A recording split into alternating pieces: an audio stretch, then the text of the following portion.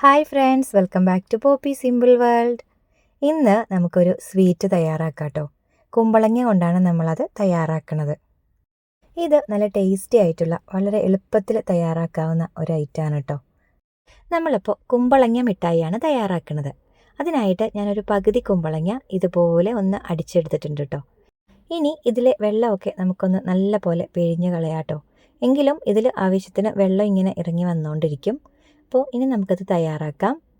അതിനായിട്ട് ഞാനൊരു പാൻ അടുപ്പത്ത് വെച്ചിട്ടുണ്ട്. ഇനി പാനിലേക്ക് നമുക്ക് ഈ കുമ്പളങ്ങ ഇട്ട് കൊടുക്കാം കേട്ടോ. ഇത് നമുക്ക് വേണമെങ്കിൽ ഒന്ന് ഗ്രേറ്റ് ചെയ്തും എടുക്കാം കേട്ടോ. ഞാനിപ്പോൾ ഒന്ന് മിക്സിയിലെ ജാറിൽ ചെറുതായിട്ടൊന്ന് അടിച്ചെടുത്തതാണ്. ഇങ്ങനെ ചെയ്യുമ്പോൾ ഇത് പെട്ടെന്ന് വെന്ത് കിട്ടും കേട്ടോ. ഇനി നമുക്കിത് ലോ ഫ്ലെയിമിൽ വെക്കാം. എന്നിട്ട് ഇതിലേക്ക് 2 ചെറിയ ബൗള് പഞ്ചസാരയാണ് കേട്ടോ ഞാൻ ഇട്ട് കൊടുത്തിട്ടുള്ളത്. അതിന് നല്ല പോലെ ഒന്ന് ഇളക്കി കൊടുക്കാം.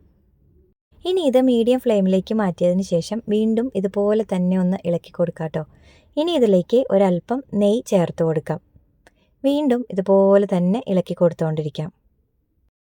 ഇനി ഇത് ചെറുതായി ഒന്ന് തിക്കായി വരുമ്പോഴേക്കും നമുക്ക് അതിലേക്ക് ഏലക്ക പൊടിച്ചത് ചേർത്ത് കൊടുക്കാം കേട്ടോ. വീണ്ടും ഇതുപോലെ തന്നെ ഒന്ന് ഇളക്കി കൊടുത്തുകൊണ്ടിരിക്കാം.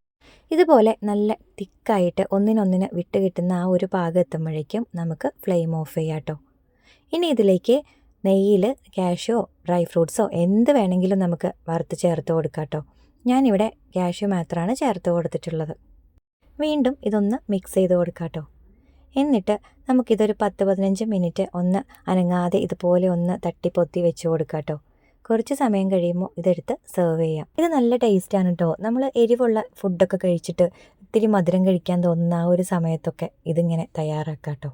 അപ്പോൾ എല്ലാവർക്കും ഇന്നത്തെ വീഡിയോ ഇഷ്ടമായാൽ ലൈക്ക് ചെയ്യുക, കമൻറ്റ് ചെയ്യുക, സപ്പോർട്ട് ചെയ്യുക. Thanks for watching.